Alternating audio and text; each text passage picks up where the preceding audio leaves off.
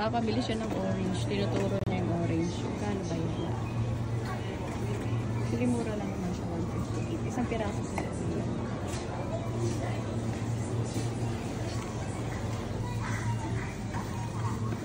Kuha ulit tayo nito kasi paborito niya ito.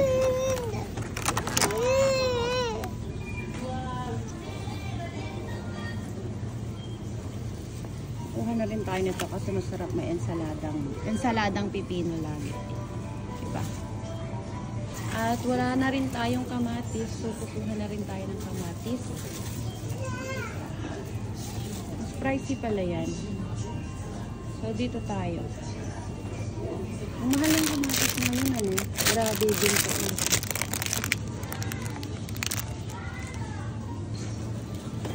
Kuha din tayo ng maliit nito.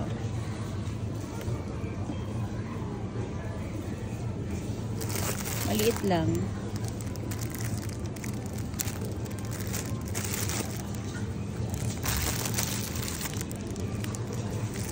Ang lagay lang natin sa miso.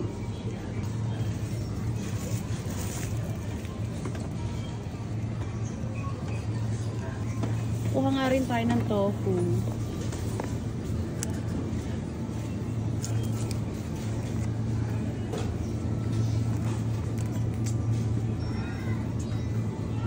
Neto. Tapos isa rin neto.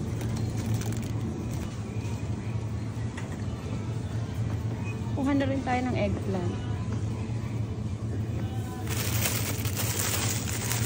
Mura siya. 128, 178 naman ito. Ito na lang kaya tayo.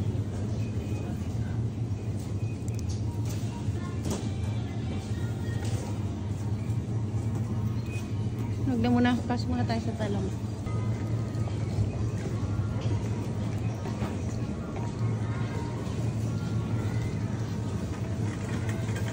Egg. Kuha na rin tayo ng egg. Yung puti. Kunin natin yung puti. Egg.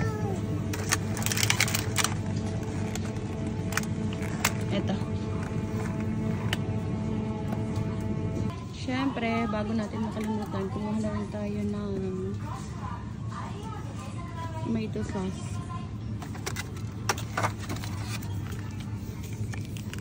Patay neto.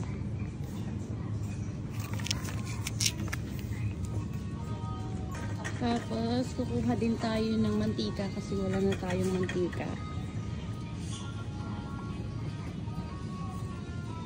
At ang mantika ko ay, parang wala dito ha. Kaloka, wala yung virgin coconut oil. At ayan naman yung mga curry nila dahil nga hindi naman ako mahilig sa curry. Ayan, ang dami. Daming options. Anong gusto nyo. Pero, kasa ko dyan. Ito pala yun. Medyo pricey siya ha. Ang liit. Tingin ko kunin natin. Kukuha na din kaya tayo ng ganito. No, para pag tinamad magluto.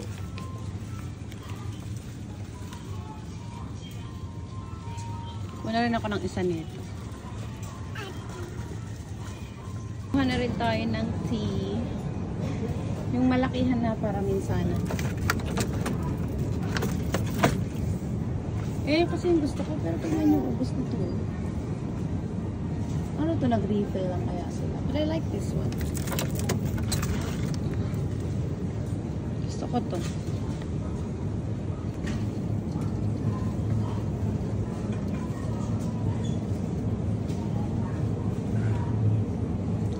Wala yung Lipton dito, nakabox kasi yun. So, baka nasa kabila. Tara, puntahan natin sa kabila. So, may mga frozen na rin dito. At, see. Kuha tayo ng edamame. Yan o. Kuha tayo nitong natin. Kasi malakas din naman ako mag-edamame. Yan, kunin na natin to. At Para naman nga dito sa aking baby love. Gusto niya ng frozen mango na dito. Kakahanin natin sa mga isa. At kuha tayo ng yogurt niya. At kumuha na nga rin tayo ng ano,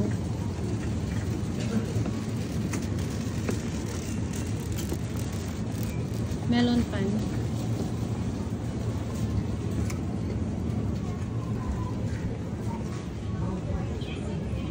Don't touch anything. Mamaya, ay naka-sale na nga pala sila. Oh. Naka-sale na sila. Kasi nga gabi na. Ito, umpisahan na natin pakainin ng bread. Si Rayo-chan. February 25. Kuha tayo na ito. Muntika na nga natin nakalimutan ito. Kasi minimix ko to dun sa isang tea. Dahil nga napadpad na lang din naman tayo dito. Kumuha na rin tayo ng Yakult.